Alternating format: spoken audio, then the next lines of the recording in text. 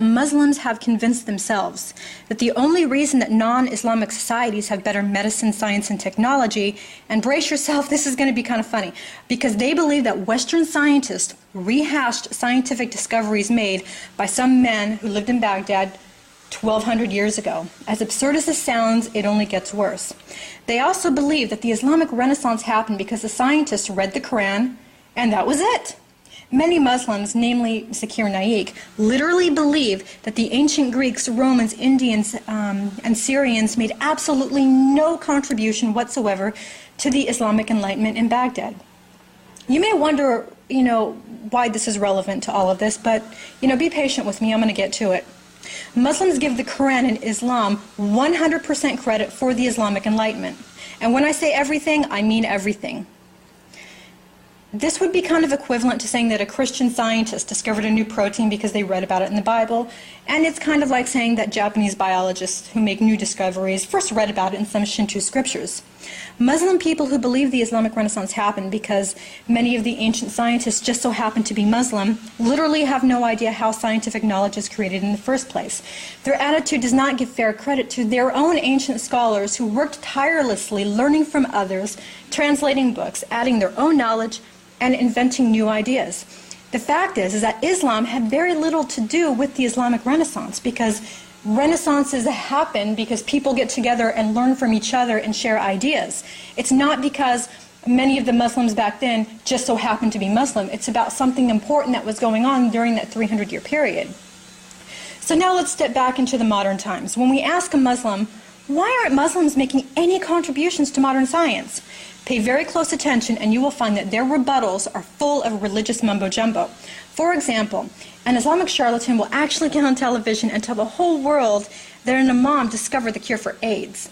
And they will explain that the cure for AIDS comes from some hadith about a bacteria on a winged fly. Or, for example, they will get on television and tell the whole world that American astronaut Neil Armstrong went up into outer space and discovered that energy radiates from Mecca, and there's some vast Western conspiracy covering it all up. Within these stories that they tell, what we really see is a much bigger story. We know that there's no cure for AIDS. We know that energy does not radiate from Mecca. What we do know is that Muslims attempt to legitimize Islam by speaking to the sensibilities of modern Muslim people by placing Islam between modern science and the ancient text, the Quran. So within the stories that Muslims tell, we see that they attempt to legitimize Islam with science without earning any of that science themselves. And we also see that they appear to feel humiliated by the West. Islamic charlatans reiterate dried-up lies that infidels have better science simply because we stole it or rehashed it from Muslim men who died 1,200 years ago. They believe that the West steals everything from ancient Muslim scholars. Now, within this lie that they tell themselves, the charlatans have created a win-win situation where Islam can never lose. So no matter how much the Islamic mentality hurts Muslims, in their brain, Islam can never be under the West because Islam somehow gets credit for everything.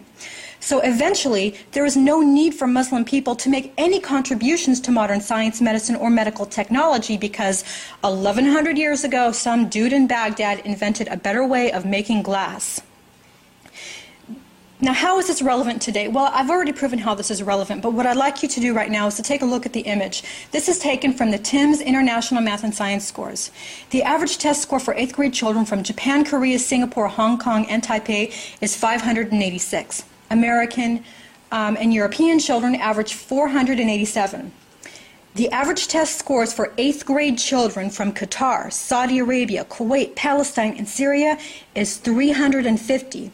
8th grade children from Qatar scored the worst with 307 in mathematics. Now, what these test scores prove is that even from wealthy families, Muslim children are behind the rest of the world.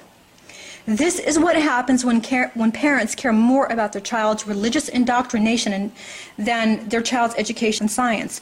The reason that children in secular nations perform much better in math and science is not because we're more intelligent, it's simply because in our countries, we don't spend 30% of our class time in religious studies and teaching children how to pray and how to wash themselves before prayer and all that other silly mumbo-jumbo. If you're not convinced yet, go to the Nobel Prize website linked in the video description box. Women and men, black, white, Asian, and Hispanic from all over the world for the last 100 years have won the Nobel Prize in physics, chemistry, anatomy, and physiology. As Muslim people claim to be 1.5 billion in number, not one single Muslim has ever won the Nobel Prize in science. Ever. And I mean ever. And I invite anybody to go to that database and look through it. And what's really ironic here is that the Quran says that women are intellectually inferior to men, yet women consistently win the Nobel Prize in anatomy, chemistry, and the biological sciences left and right. The problem here is that the Islamic mentality is one that looks backwards in time. They're consumed with Muhammad and consumed with his wives and consumed with his companions and transmitting stories of their lives, etc., etc., etc. And it goes on and on and on. They look back to the past as the golden age, and they don't look to the future. This is why they are not doing as well as they should. The problem with this 1.5 billion people is how Islam shapes how they choose to spend their time.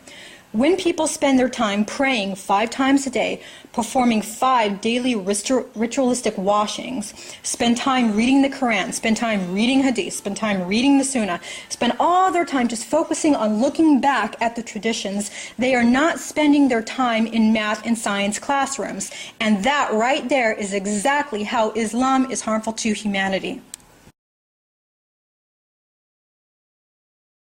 And math.